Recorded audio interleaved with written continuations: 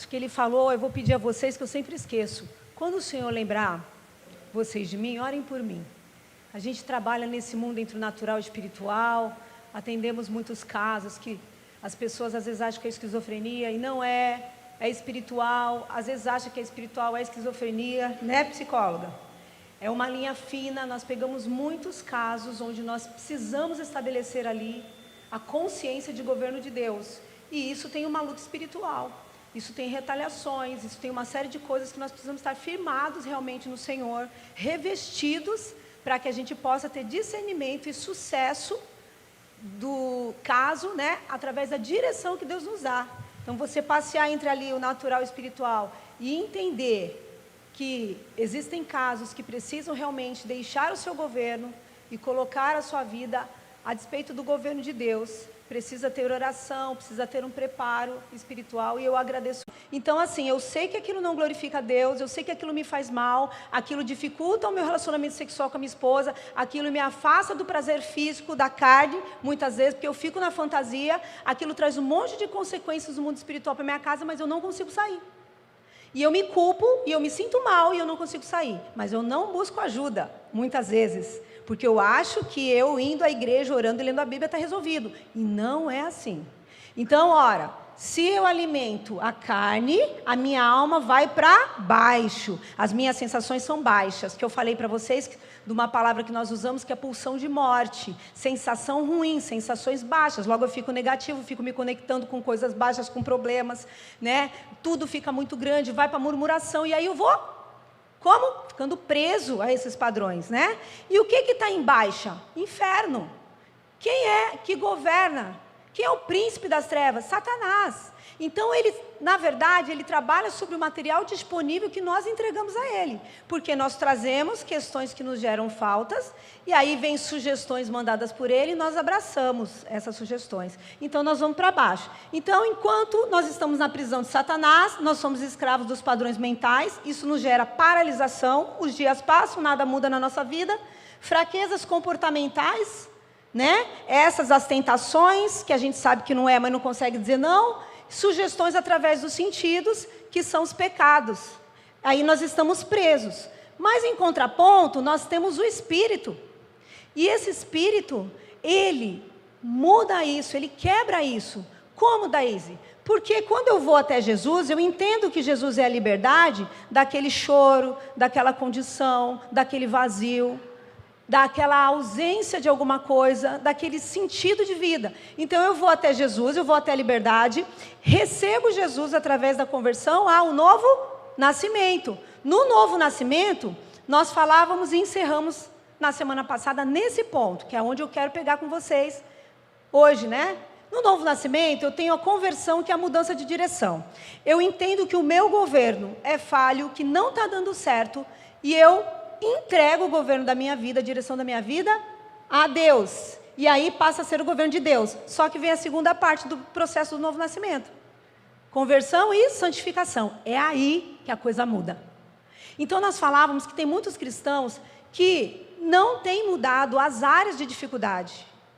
E que continuam se relacionando com conflito de uma forma sofredora, com uma forma que, de uma pessoa que não tem as armas que o Senhor nos disponibiliza como filho. E aí, na santificação, tem a quebra dos padrões da carne, tem a quebra do piloto automático, tem a quebra dos padrões mentais. Por quê? Porque eu vou conhecendo esse governo, e esse governo vai me mostrando os princípios, e eu vou entendendo que vai ter que mudar um monte de coisa na minha vida. Só que eu não tenho força só de conhecer. Eu preciso dominar, e esse domínio é a convivência com Deus, é o relacionamento com Deus, é o estar aqui, é o ler a Bíblia, é o ir à igreja, é o entender que não pode mais ter ações do governo da minha própria vida, mas eu preciso submeter. Então, aquele marido que era difícil, aquele marido que era ruim, o casamento não precisa acabar não, tá? Na semana passada a gente falou sobre relações não saudáveis que traziam doenças psicossomáticas, lembram? Casamento não precisa acabar. Não é isso que Jesus propõe para a gente, Deus propõe. O que precisa acontecer? O homem precisa entender a posição dele no princípio, que é nesse novo governo. Então, esse novo governo vai deixar de lado pornografia, vai deixar de lado de ficar cobiçando a mulher do outro, vai deixar de lado, vai começar a honrar sua esposa, vai entender o papel dele como líder e a responsabilidade dele sobre essa casa. Esse novo governo vai amar a mulher como Cristo amou a igreja. Esse novo governo vai começar a colocá-lo dentro do processo de santificação, e aí ele vai perdendo o dele e entrando o de Deus. E a mulher também. A mulher em Deus, com o marido posicionado no local dela, ela vai ser o que agora? Auxiliadora, ajudadora, não murmuradora, não rixosa, né? Ela não vai querer viver momentos ou sugestões de amigas que a levam para longe de Deus, mais que elas antes achavam que era uma maneira de sobreviver à angústia do relacionamento. Então essa mulher, ela vai estar posicionada sendo auxiliadora e submissa, né, à missão, porque se ele ama a Cristo, ele ama a esposa como Cristo amou a igreja, ele vai fazer o melhor por ela. Então a gente já começa a resolver dentro da estrutura, que é a casa. E aí você vai ter uma maneira de se relacionar com o seu filho, você vai ter uma maneira de relacionar com o próximo. Aí eu tenho mágoa do passado. Lá na minha prisão tinha mágoa. Só que aí, na santificação, eu entendo que eu preciso esvaziar meu coração e perdoar, né? Porque existem muitas palavras dentro da Bíblia, né, na palavra de Deus, princípios estabelecidos sobre o perdão. Então eu entendo que o perdão não é para o outro, que o perdão me libera, que o perdão coloca uma ação sobrenatural, curadora, onde Deus vai justificar e vai acertar com essa pessoa e vai me liberar para o que Deus tem para mim nesse novo nascimento, no processo de santificação. Aí tudo que eu vou trazendo de mágoas, tudo que eu vou trazendo, eu vou acertando. Então isso é o processo de santificação, tá bom? Então, ok. E aí, o que nós vamos começar hoje, já tendo esse pano de fundo? O poder da fé na cura das doenças físicas e emocionais. Então, se nós estamos falando de Jesus, de novo nascimento, de santificação, óbvio que o material, a base de tudo que nós estamos falando aqui, que vem depois, é a fé. É a fé. E essa fé, como é que a gente entende a fé, como é que a gente define e a gente começa a se relacionar com essa fé? Hebreus 11:1 diz o seguinte: ora, a fé é o firme fundamento das coisas que se esperam e a prova das coisas que não se veem.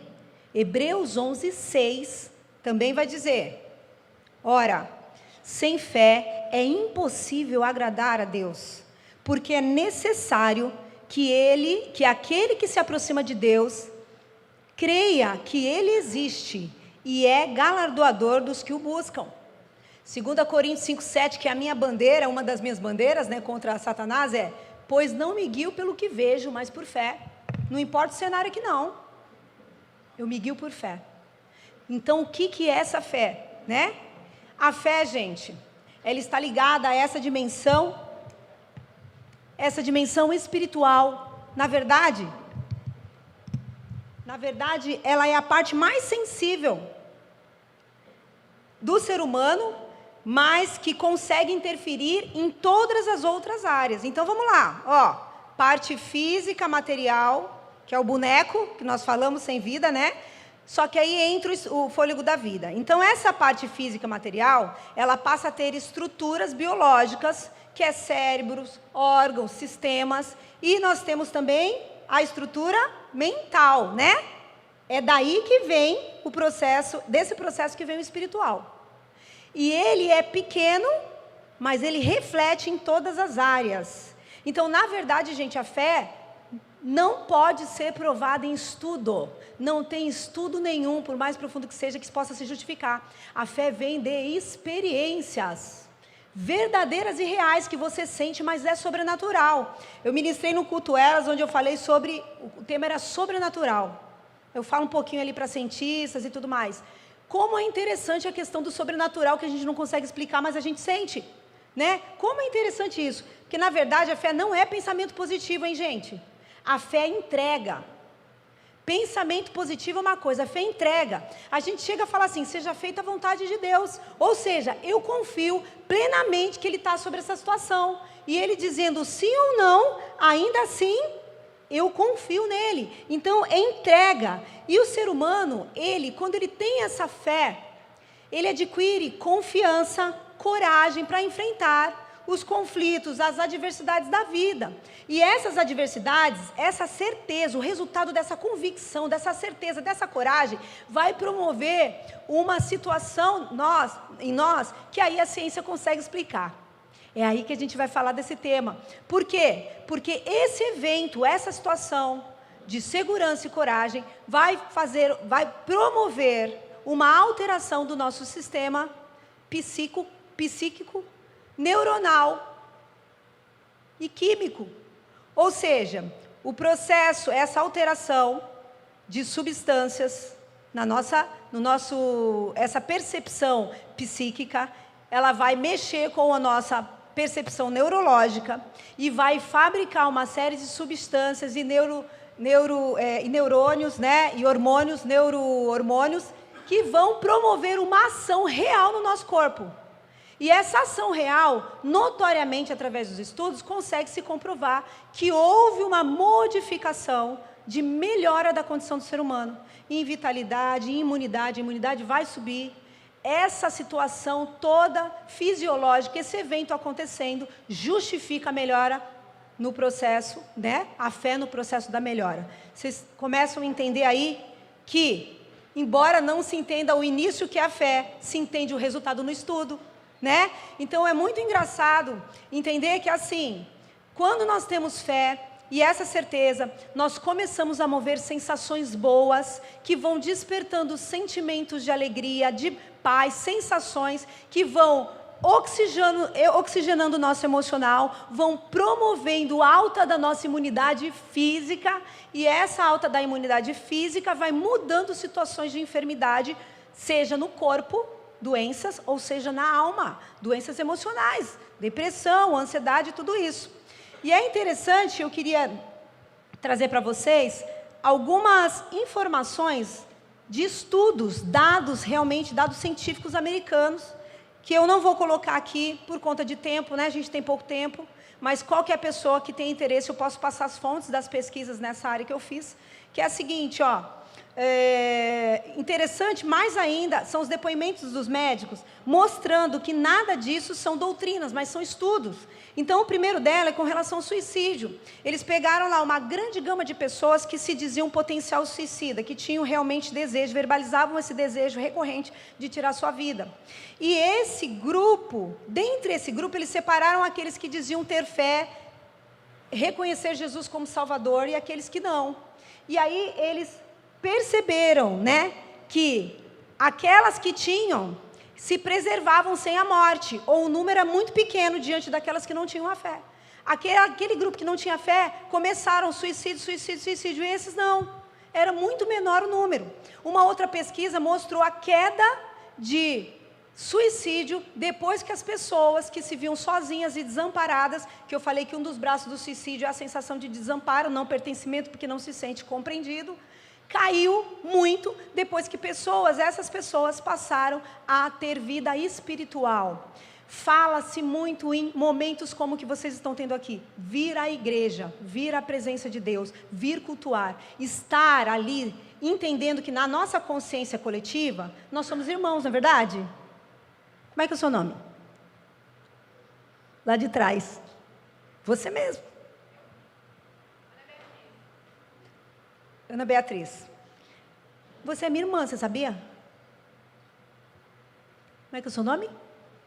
Você é minha irmã, você sabia? Nós temos uma sensação de pertencimento.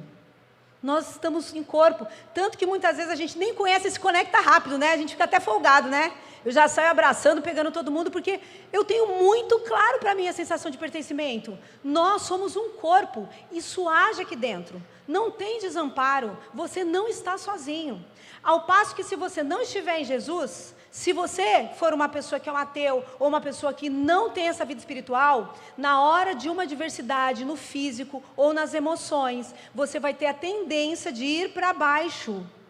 Porque você está sozinho, você não acredita que exista essa força, você não ativa a sua fé, você não tem um corpo. E você estar sozinho começa a mexer com você e te leva para o desânimo, sem alma. Aí você vai para um processo de depressão. O que é isso? Depressão, pressão para dentro de si.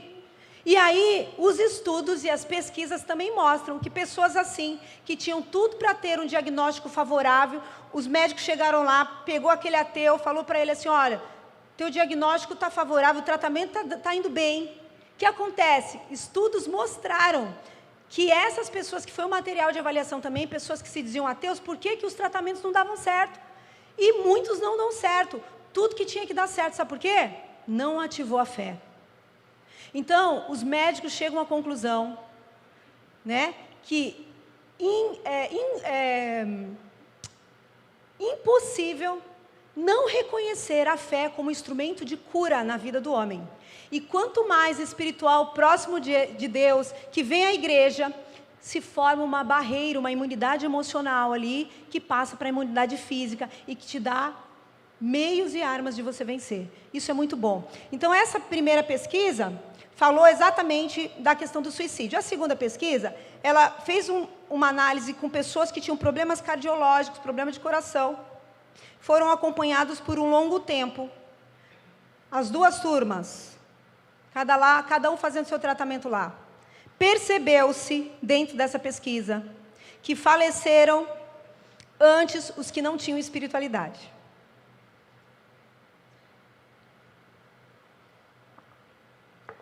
Olha que interessante. A outra pesquisa que eu vou trazer aqui é interessante porque diz respeito à oração. E aí eu vou falar um pouquinho do poder da oração. Cria-se, dentro do mundo cristão, como se fosse as vogais do abecedário. Aquilo que todo mundo conhece, que é o primeiro dentro da alfabetização, né? Oração. Então, a gente fala muito em oração.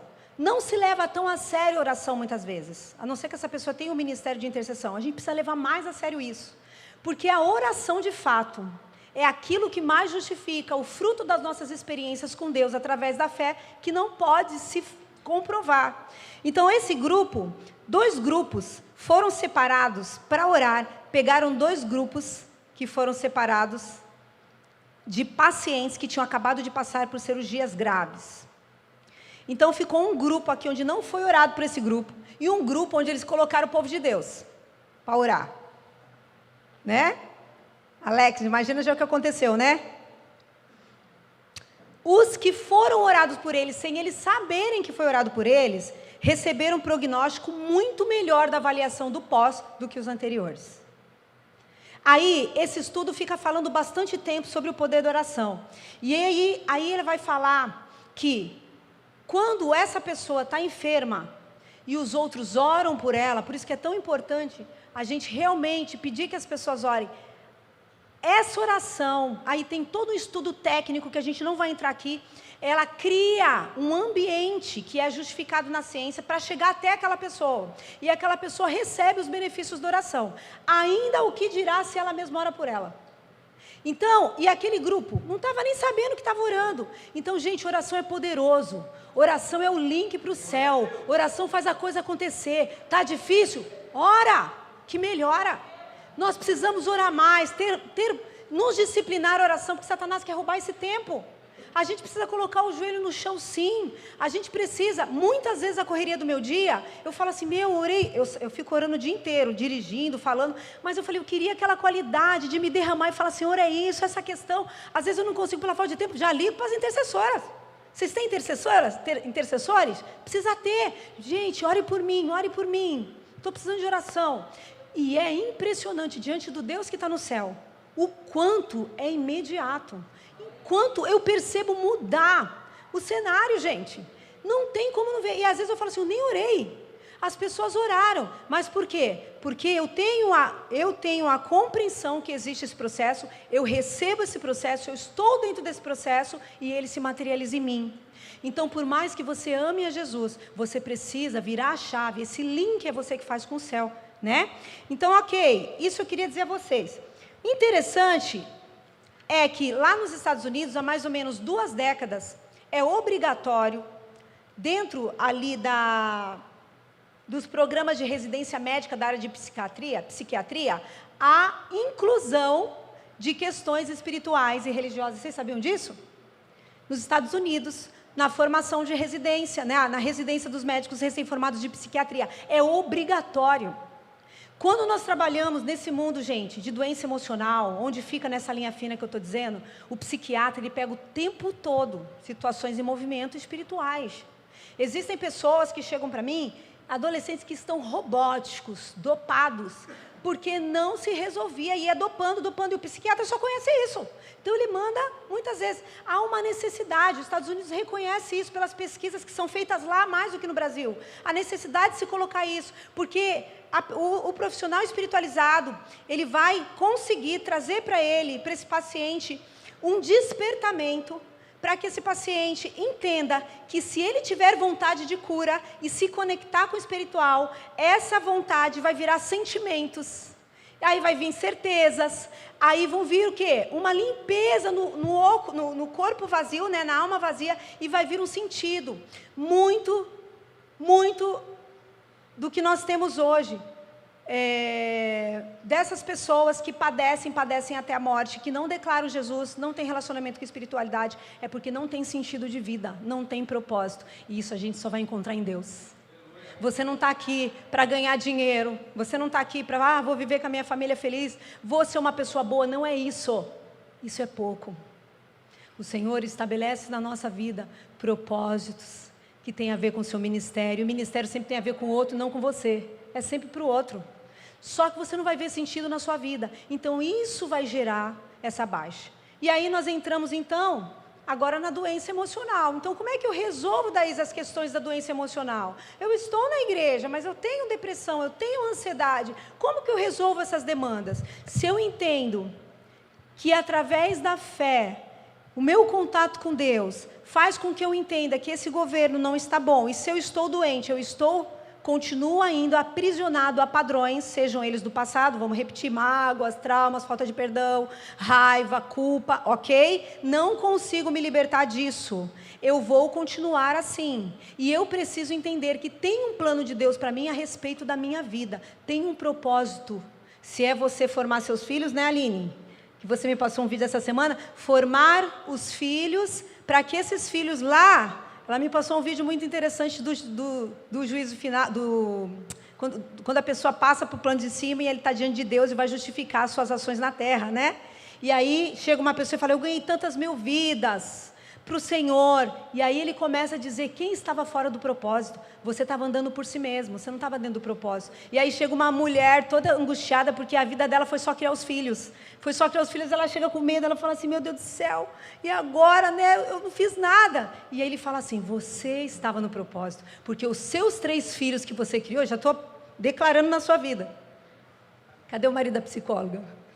Os seus filhos que você criou foram os homens de Deus, porque você se dedicou a eles, e eles produziram mais não sei quantos milhões e milhões e milhões e milhões. Então você muitas vezes é a preparação da base, porque o chamado não é seu, é dele, mas o seu chamado é o seu lar.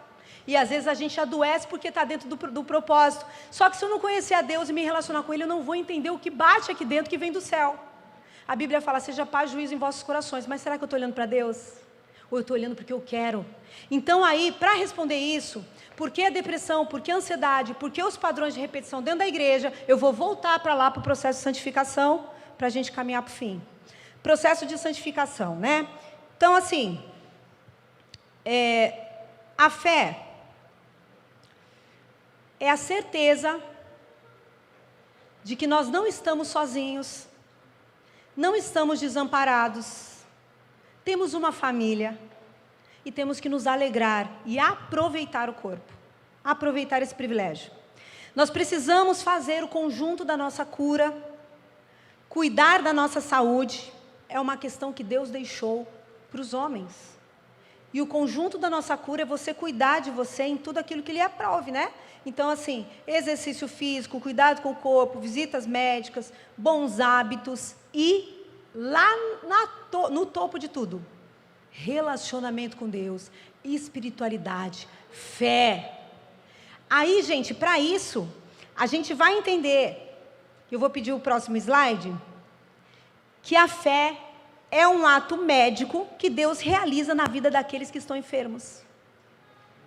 A fé, vamos falar comigo? A fé, põe para fora esse negócio, hein, gente? A fé é um ato médico que Deus realiza na vida daqueles que estão enfermos.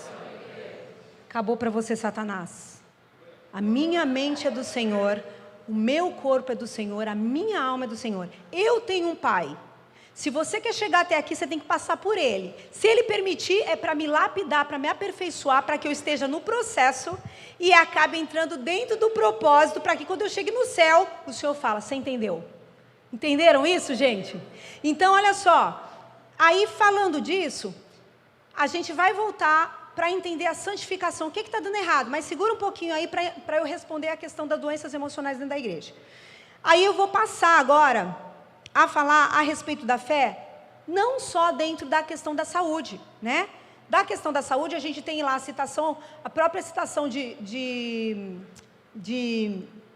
Tiago 5,15, que diz assim, a oração da fé salvará o doente e o Senhor o levantará, e se tiver cometido pecado, serão perdoados, porque quando eu chego até Jesus, eu precisei do processo, de entender, de me achegar, e aí já vai sendo limpo tudo aquilo que está em mim, pecados perdoados. Olha o que a gente ainda tem de quebra aí, né? Essa mudança. Tiago 5,16, a oração de um justo pode ir muito em seus? Mas, Daíse, não tem um justo sobre a terra, aqueles que são justificados pelo Senhor, pelo sangue do Senhor, pela graça do nosso Deus. Você é justificado, você tem autoridade para orar, porque não é você por você, é você reconhecer quem está em você. Quem está fazendo em você? Porque o Espírito Santo precisa de pessoas para ele se manifestar na terra. E o espírito imundo também, gente. Nós temos os espíritos, o mundo espiritual vindo para o lado de cá, a gente está no andar de baixo, no andar de cima. O espírito precisa de pessoas, então ele se move em você. Você é só um instrumentinho para fazer. Mas você precisa ser casa limpa. A gente tem que buscar pela santificação, né? Agora, Efésios 6,16 diz assim, tomando sobretudo o escudo da fé, com o qual podeis apagar todos os dardos inflamados do maligno. Eu estou falando só de saúde?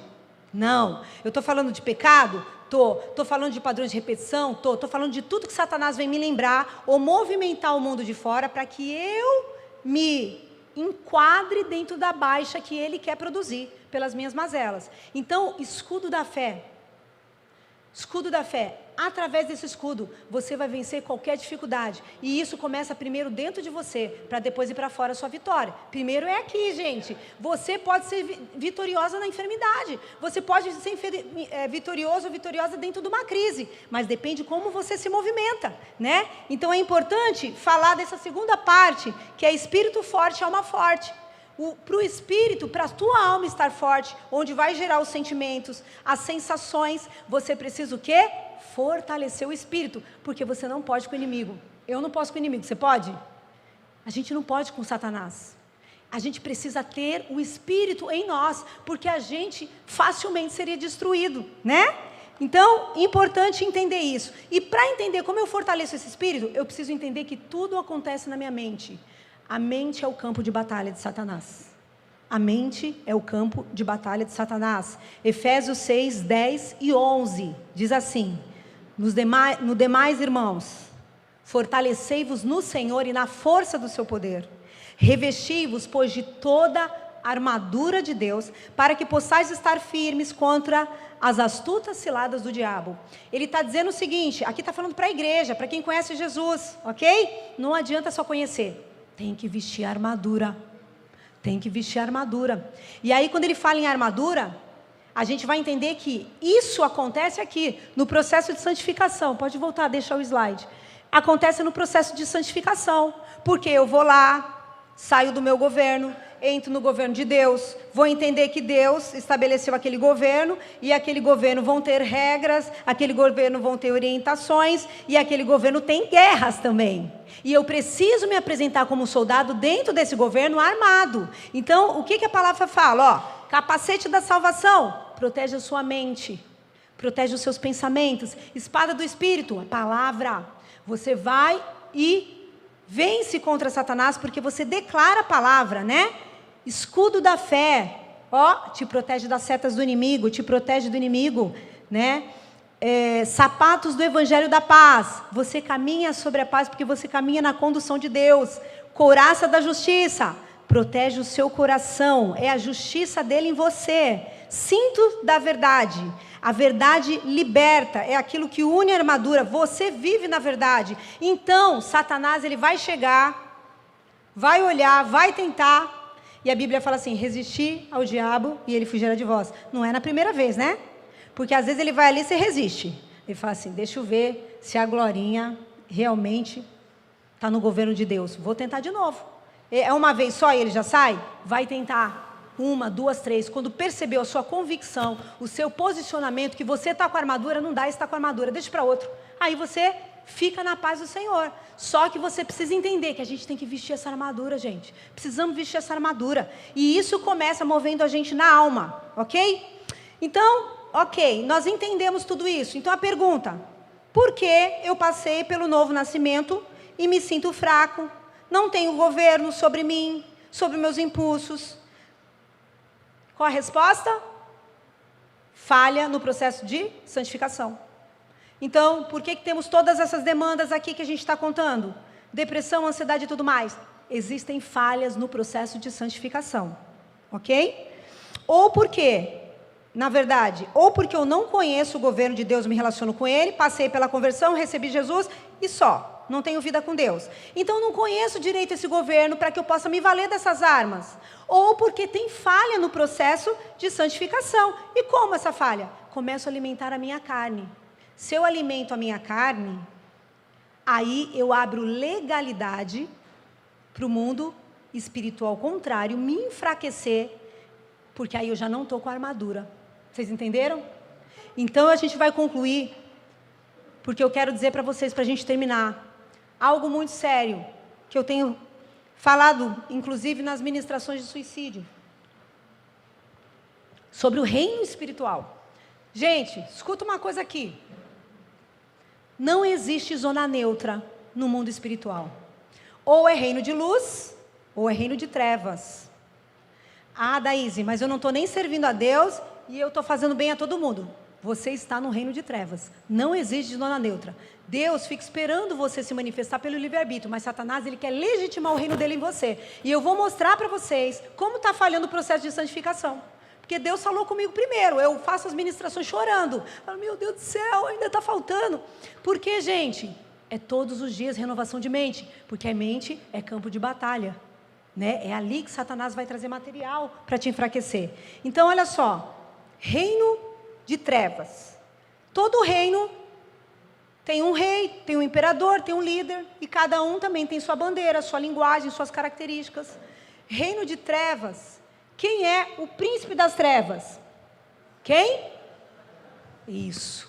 O imperador das trevas é Satanás. Qual é a bandeira dele? A bandeira dele é o ódio, é a guerra, é a inveja. Assim como ele teve inveja, por isso ele se virou anjo que caiu, inveja de Deus. Essa é a bandeira, isso nutre a bandeira. E qual é a linguagem? A linguagem: murmuração, maledicência, palavras torpes, palavrões. Que mais? Maldição, amaldiçoar, mentira, julgamento, falar mal, ser uma pessoa que lança palavras para trazer destruição. Isso é a linguagem do reino de trevas. E no reino da luz? Quem é o rei? Quem é o rei?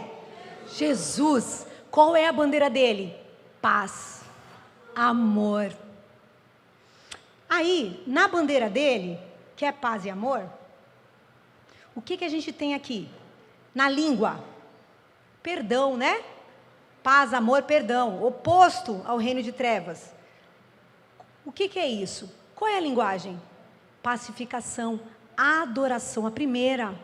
Enquanto é murmuração, é palavrões, é maledicência, é reclamação, porque Satanás adora a reclamação, murmuração, ele fica ali. E ele está lutando para legitimar o reino dele na sua vida, mesmo você dizendo que é de Jesus. Então, se a gente tem uma linguagem onde a gente reclama de tudo, negativo, porque a gente está conectando com a parte baixa, lembra? Que a gente está conectando com a parte baixa, porque nós estamos alimentando a carne, a gente já viu aqui. Então, eu começo a reclamar, a murmurar, a julgar, a gritar, palavras de agressividade, gritos, fúria, falas agressivas, comunicação agressiva, seja ela verbal ou não verbal, eu estou fazendo o quê? Criando um ambiente para que Satanás, ele venha sobre a nossa vida. Mas no reino de luz, onde é paz, amor, perdão, a bandeira? Não. Qual é o fruto de quem tem armadura? De quem está realmente no reino de luz? Paz na fala, pacificação, amor, abençoar, adorar, trazer palavras de conciliação. Eu não sou aquele que cria problemas, eu sou aquele que soluciono. Palavras de generosidade, de valorização. Eu vou na contramão da inveja, eu reconheço.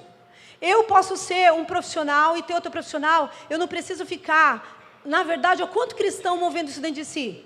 Você é uma pregadora, ou você é um profissional da área médica, um profissional, sei lá, tudo quanto é área.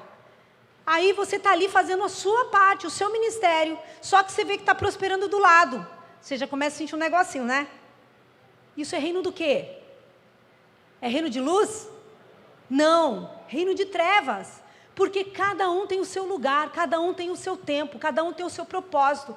Se essa pessoa que o negócio está acontecendo para ela, glória a Deus, ela está à frente já do propósito da vida dela e já passou pelos momentos de lapidação. Eu ainda não. Então, ninguém se torna menor por aplaudir, por reconhecer, por valorizar. E a gente pega um monte de gente na rede social, atrás da rede social, invejando o irmão. Ou até no fundo desejando que dê errado o negócio dele. Ela tem uma clínica de estética? Puxa vida, eu também tenho uma clínica de estética. Que eu vou começar aqui a tentar promover o meu. De repente tem um negócio muito legal no dela. Não tem problema você comprar a roupa igual da tua amiga. O problema é você sentir aquele negocinho e não falar nada, parecer com a roupa. Quando você não tem veste, você fala assim, que saia mais linda que roupa. Onde você comprou que eu também quero? Mas não há uma motivação, sabe, gente? E isso não é aparente para o homem, isso é dentro. Às vezes você vai olhar o discurso técnico, está tudo muito bem, a pessoa se posicionando. E essa pessoa é uma invejosa. É dentro. Assim como a humildade, não é a roupa que você veste, não é o que você usa, gente, que faz de você uma pessoa humilde. Você pode usar ali roupinha, camisetinha de vereador todo dia, e você tem um coração soberbo. É dentro. Toda a questão é dentro da gente. Só que a gente vai refletir para o lado de fora. Entende? Então, olha só. Está todo mundo aí no reino da luz? Ninguém reconheceu nada ainda no reino das trevas, né? Só eu, quando eu estava vendo, eu falei, meu Deus do céu, preciso arrumar isso. Precisamos entender, gente, que nós, para o processo de santificação acontecer, é um posicionamento. E a gente não consegue sem espiritualidade, sem se aproximar de Deus. Mas eu realmente preciso me aproximar. Porque eu posso ter até a intenção, sentir a culpa, orar, pedir perdão e vou voltar a fazer de novo. Mas o que me liberta? O que quebra os padrões? O que acaba com depressão, com ansiedade? O que traz o melhor de mim, minha melhor versão? Santificação.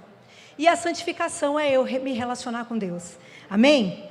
Então eu queria deixar aqui para vocês, 1 João 5,8 diz, sede sóbrios, vigiai. O diabo, inimigo de vocês, anda em redor de vocês, bramando como leão. Ele trabalha, muitas coisas não é diabo. Muitas coisas são falhas no seu comportamento, que Satanás, entendendo quais são essas falhas, essas faltas, aquele processo que você ainda precisa melhorar, trabalha sobre elas e torna espiritual. Aí vira espiritual sim. Entende? Então, nós precisamos entender, né? 1 João 6 diz, se dissermos que temos comunhão com Ele e andarmos nas trevas, mentimos e não praticamos a verdade. Querido, a cura está disponível. Jesus está aqui com tudo para a gente, Ele nos dá até armadura. Só seja para a emoção, seja para o corpo, seja para a alma, seja para o relacionamento, seja para uma situação específica, individual, Ele tem a saída, mas Ele não te livra do processo, porque Ele te dá todo o material de conhecimento para você dizer, eu baixo o meu governo, Senhor, e entro no seu, por isso eu me aproximo, porque sei que sozinha eu não faço. Então casais, peguem na mão do outro, andem na mesma direção. Existem muitas vezes uma situação dentro do lar, para eu finalizar aqui, uma situação dentro do lar em que um sai da posição. Às vezes essa mulher, eu vou falar mulher, gente, sabe por quê? Não é porque eu não sou feminista de forma alguma. Muitas mulheres acham até que eu puxo sardinha para o homem, porque eu tento muito entender esse lado, não me colocando no lugar delas. Mas o que acontece? Normalmente a mulher, por ter essa estrutura emocional mais sensível, né, uma estrutura um pouquinho mais trabalhada nessa questão de sentimentos, ela acaba, quando ela vem a Jesus, querendo se entregar mais, querendo ir a fundo na santificação. Mas às vezes ela fica paralisada porque o marido está fora do propósito. Tá? E pode ser o inverso. Essa semana eu atendi uma pessoa que falou, Daís, eu só quero uma sessão com você. E aí a gente encaixou, porque a gente já falei, não faço propaganda de mim, porque não tem horário, não tenho como atender. Mas às vezes tem uma falta e a gente encaixa alguém. Tá ali minha secretária que diga, né? Que também é minha prima. Olha só, gente, esse homem estava passando o contrário. Ele estava no processo de santificação e não tinha mulher do lado. Isso começou a despertar nele um monte de faltas como homem. Faltas físicas, porque a mulher nem tinha vida sexual e tinha muitas demandas, e ele estava super em Deus, e ele queria saber como ele fazia, porque ele já estava em processo depressivo, entende? Então às vezes a pessoa que está com você, ela está fora da posição, aí você vai acabar entrando. Tem mulher que entra na posição do marido, mas não é porque ela quer, se ela já está em santificação, é porque ele não entra na dele. Então o homem tem que entrar na sua, para a mulher entrar na dela, e vice-versa. Tem mulher que já chega lá mandando em todo mundo, que quer mandar no marido também. Aí o marido tem uma personalidade onde a voz de comando era da mãe, lembra que a gente falou disso? Aí ele rapidamente se ajusta. Cuidado, se aproximem do Senhor, entendam os princípios, entendam que o Senhor nos orienta e se coloque na posição. Amém? Quero que o louvor inicie aqui para a gente finalizar. Qual é então a nossa melhor versão da Izzy? Gálatas 2:20. Qual é a nossa melhor versão, que é o tema dessa série? Fui crucificado com Cristo. Assim, não sou mais eu quem vive, mas Cristo vive em mim. A vida que agora vivo, não vivo no corpo, vivo-a pela fé no Filho de Deus, que me amou e se entregou por mim. Amém? Você entende isso? Eu preciso morrer e ser crucificado com Jesus que morreu pelos nossos pecados. Eu preciso morrer por meus pecados, para que agora essa vida não viva na carne, não viva no impulso, mas viva no Espírito. Aí sim, eu terei a minha melhor versão. Amém? Então eu quero agora que vocês fiquem de pé, gente. Nós vamos adorar ao Senhor.